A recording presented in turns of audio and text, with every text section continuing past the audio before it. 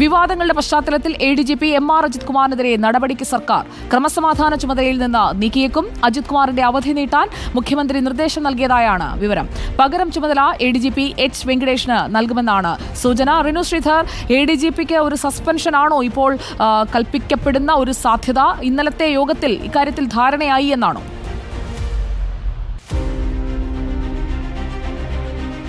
സുജയ, നമുക്ക് ലഭ്യമാകുന്ന വിവരമനുസരിച്ച് മുഖ്യമന്ത്രിയും സംസ്ഥാന സർക്കാരും ADGPക്കെതിരെ നടപടിയെടുക്കുവാൻ വേണ്ടി തീരുമാനിച്ചു എന്നുള്ളതാണ്. ADGP നിലവിൽ ഈ മാസം 14-ാം തീയതി മുതൽ 17-ാം തീയതി വരെ 4 ദിവസത്തേക്ക് ലീവ് ചോദിച്ചിരിക്കുന്നു എന്നുള്ളതാണ്. നേരത്തെ അവധി ചോദിച്ചിരുന്നു. ആ അവധിയിലേക്ക് 14-ാം തീയതി പ്രവേശിക്കും. എന്നാൽ ആ പ്രവേശിക്കുന്ന അവധി തുടരുവാനുള്ള ഒരു നിർദ്ദേശമാണ് ഇപ്പോൾ മുഖ്യമന്ത്രി നൽകിയിരിക്കുന്നത്.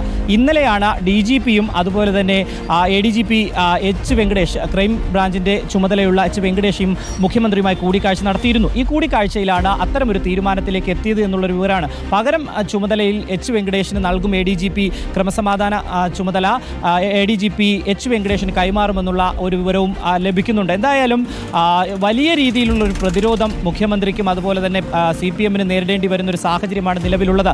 അതുകൊണ്ട് തന്നെ അത്തരമൊരു പ്രതിരോധം ഇല്ലാതാക്കുന്നതിന് വേണ്ടിയിട്ടാണ് ഇപ്പോൾ H വെങ്കടേഷിനെ ADGPയുടെ ചുമതല നൽകിക്കൊണ്ട് താൽക്കാലികമായെങ്കിലും ചുമതല നൽകിക്കൊണ്ട് ഒരു സംവിധാനത്തിലേക്ക് സംസ്ഥാന സർക്കാർ പോകുന്നത് എന്നുള്ളൊരു വിവരമാണ് നമുക്ക് ലഭിക്കുന്നത്. അവധി നീട്ടിക്കൊണ്ടു പോകുവാനുള്ളൊരു നിർദ്ദേശമാണ് ഇപ്പോൾ അജിത് കുമാറിന് ADGP MR അജിത് കുമാറിന് നിർദ്ദേശമായി നൽകിയിരിക്കുന്നത്. നമുക്കറിയാം, RSS BJP നേതാക്കളെ അടക്കം കണ്ടു എന്നുള്ളൊരു ആരോപണം വലിയ രീതിയിൽ CPM-നെയും അതുപോലെ തന്നെ LDF-നെയും ബാധിച്ചിട്ടുണ്ട്. വലിയ പ്രതിഷേധങ്ങളും പ്രതിരോധങ്ങളും ഉയർന്നു വരുന്നൊരു സാഹചര്യമുണ്ട്. അതുകൊണ്ട് തന്നെ MR അജിത് കുമാറിനെതിരെ ഇങ്ങനെ ഒരു നടപടിയെങ്കിലും എടുത്ത് മുന്നോട്ട് പോയില്ലെങ്കിൽ വലിയ രീതിയിൽ പ്രതിരോധത്തിലാകും, പ്രതിസന്ധിയിലാകും സംസ്ഥാന സർക്കാർ എന്നുള്ളതിൽ യാതൊരുവിധ സംശയവുമില്ല.